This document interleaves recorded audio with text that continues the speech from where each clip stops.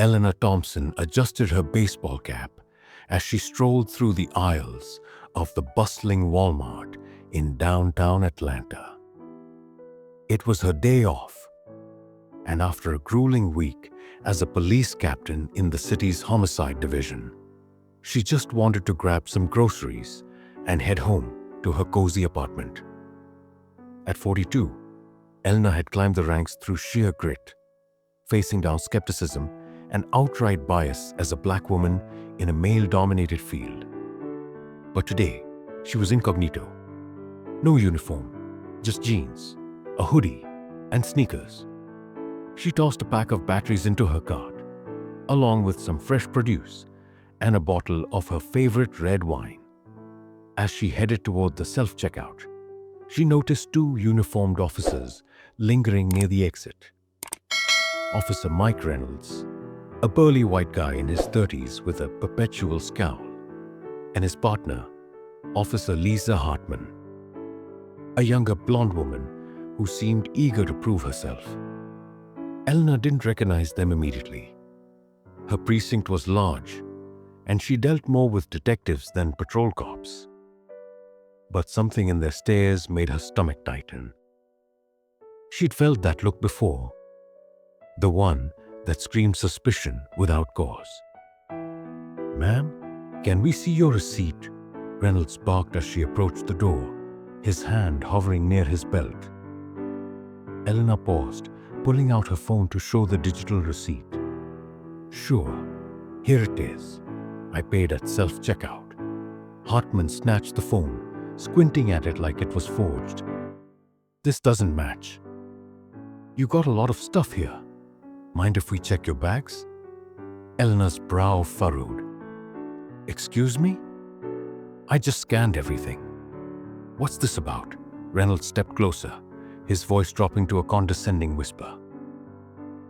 "We've had reports of shoplifting in this area. Folks like you. Well, you know, folks like me." Eleanor's voice sharpened, her captain's authority bubbling under the surface. But she held back, not wanting to escalate. She was off duty after all. Before she could protest further, Reynolds grabbed her arm. "You're coming with us." Resisting will make it worse. Shoppers scoffed as they cuffed her right there in the store. Eleanor's cheeks burned with humiliation. "This is a mistake. I'm a cop, Captain Eleanor Thompson." They laughed it off. "Yeah, and I'm the chief. Save it for the station." As they shoved her into the squad car, tears of rage stung her eyes. How many times had she seen this play out? But now it was her. The drive to the precinct felt eternal, her mind racing with plans. This wasn't just a mix-up. It was profiling, pure and simple. And they had no idea who they'd just pissed off. The squad car pulled into the precinct parking lot under the harsh fluorescent lights of the Atlanta PD headquarters. Eleanor's wrists ached from the too tight cuffs, a deliberate jab from Reynolds, she was sure. As they marched her through the back entrance, past curious officers and desk sergeants, whispers rippled like wildfire. "Another shoplifter? Looks feisty," someone muttered. Eleanor kept her head high, but inside, a storm brewed. Anger mixed with the deep-seated hurt of being reduced to a stereotype. In the booking room, Hartman roughly patted her down, emptying her pockets, wallet, keys, and her off-duty badge, which they tossed aside like junk.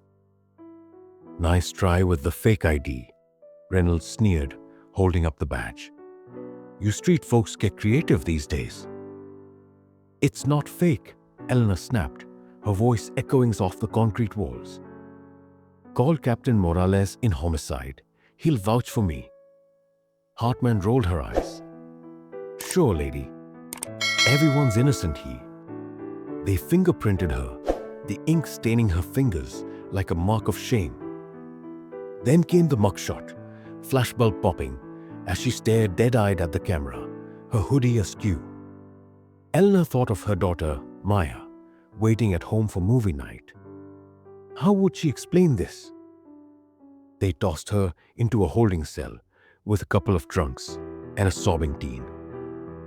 The smell of stale sweat and regret hung heavy. Hours ticked by. Elena paced, replaying the arrest. It wasn't just the cuffs. It was the smirks, the assumptions. As a captain, she'd fought for reforms, trained rookies on bias. But here she was, victim to the very system she upheld. Finally, a sergeant she recognized, old-timer Bill Ramirez, walked by. His eyes widened. Captain Thompson? What the hell? Bill, get me out of here. Those idiots arrested me for nothing.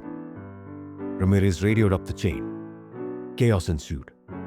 Reynolds and Hartman were called in, their faces paling as the truth dawned. She's really a captain? Hartman stammered. The cell door swung open. Elena stepped out, rubbing her wrists, her gaze like daggers. You two just made the biggest mistake of your careers. Apologies flew.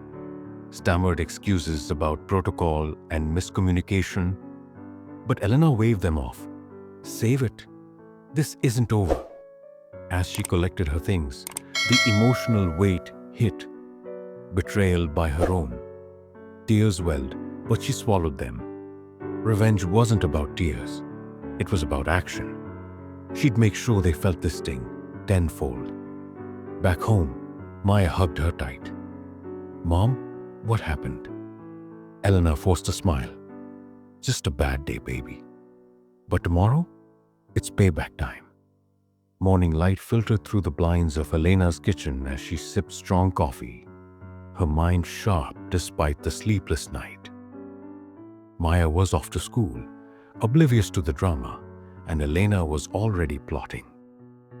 She dialed her boss, Chief Harlan Brooks, a no-nonsense veteran who'd mentored her for years.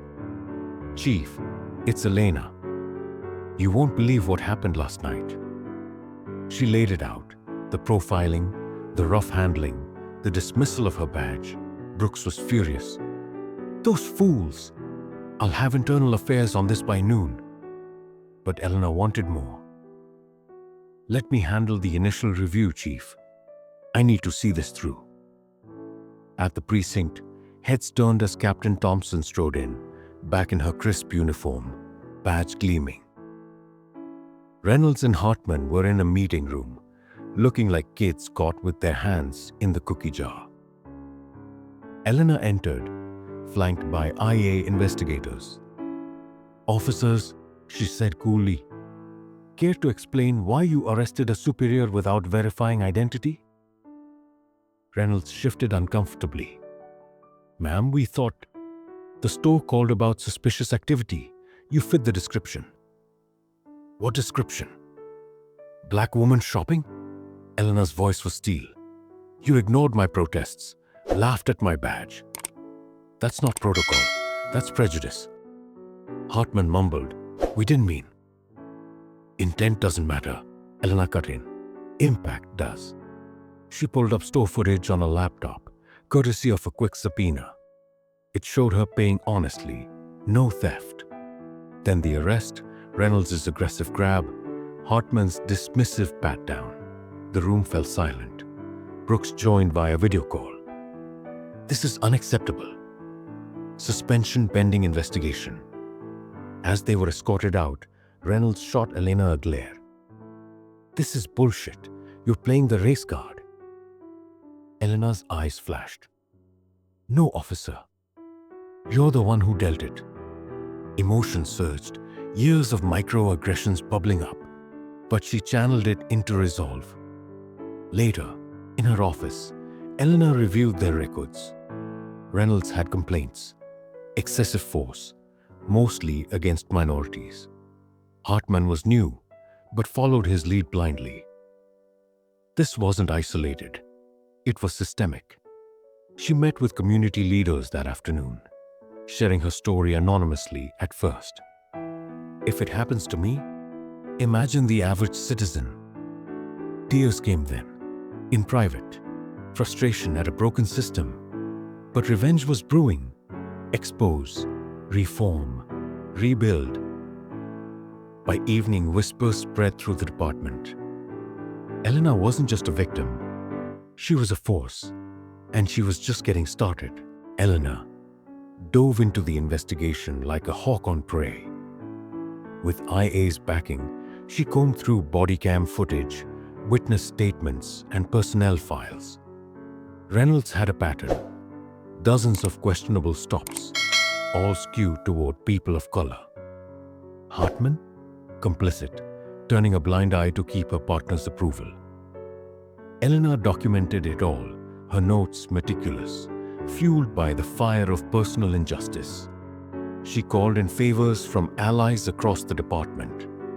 Detective Jamal Hayes, her right-hand man, hacked legally into dispatch logs.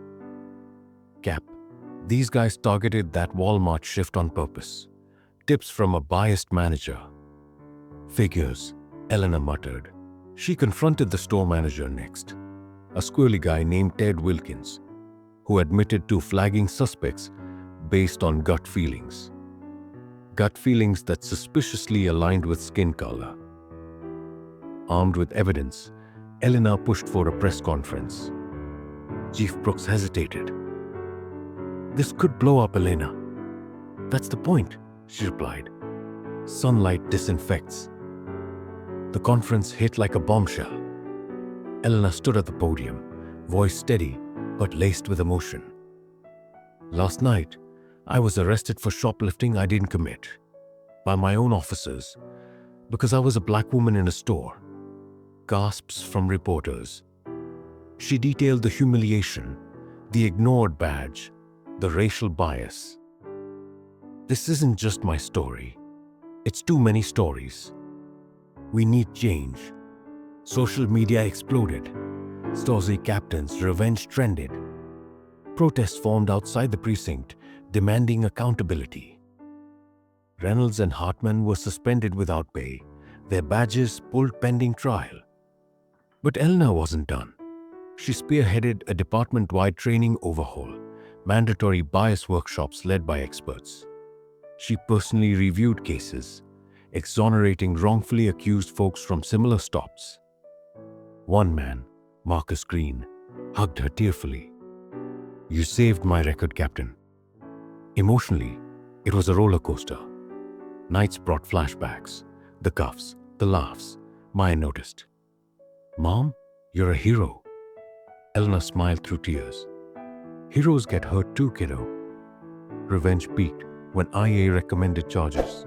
False arrest, civil rights violations. Reynolds lawyered up, but evidence was ironclad. Hartman flipped, testifying against him for a plea deal. Elena visited Reynolds in holding, roles reversed. "Why?" he spat. "Because you abused power," she said softly. "And I won't let you hurt anyone else." Walking out, she felt empowered, the weight lifting. This wasn't petty. It was justice, hard-won and healing. Months later, the courtroom buzzed with tension as the trial wrapped. Elena sat in the gallery, her uniform a symbol of resilience. Reynolds faced the judge, his cocky demeanor cracked. Evidence piled high. Videos, testimonies, Elena's own account. The jury deliberated briefly, guilty on all counts: false imprisonment, racial discrimination. He'd serve time, lose his pension. Hartman got probation, community service in diversity programs. "I'm sorry, Captain," she whispered post-sentencing. Elena nodded. "Learn from it." The department changed too. New policies, mandatory badge checks, bias audits. Elena got promoted to deputy chief, overseeing reforms. "Your experience lit the fire," Brooks said. Personally, healing came slower. Therapy helped unpack the trauma, the betrayal, the rage. Maya beamed at her mom's strength. "You're unbreakable, Mom." Elena shared her story at conferences, inspiring officers nationwide. Power isn't about force, it's about fairness. Emails flooded in, victims thanking her, cops pledging better. One evening at a community barbecue, Marcus Green approached. "Because of you, I'm free to rebuild." Tears flowed, hers of joy, his of gratitude. It was emotional closure, turning pain into purpose. Revenge, fulfilled, but transformed. Not destruction, but elevation. Elena walked taller, knowing she'd dismantled a piece of the system that broke so many. Thank you so much for watching this story till the end.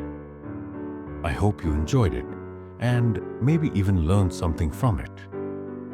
If you'd like to hear more stories like this, full of life lessons, drama, and emotions, make sure to hit that subscribe button and turn on the notification bell so you'll never miss an update. Your support means the world, and it helps me keep bringing you more inspiring and unforgettable stories. Stay tuned because more amazing stories are on the way.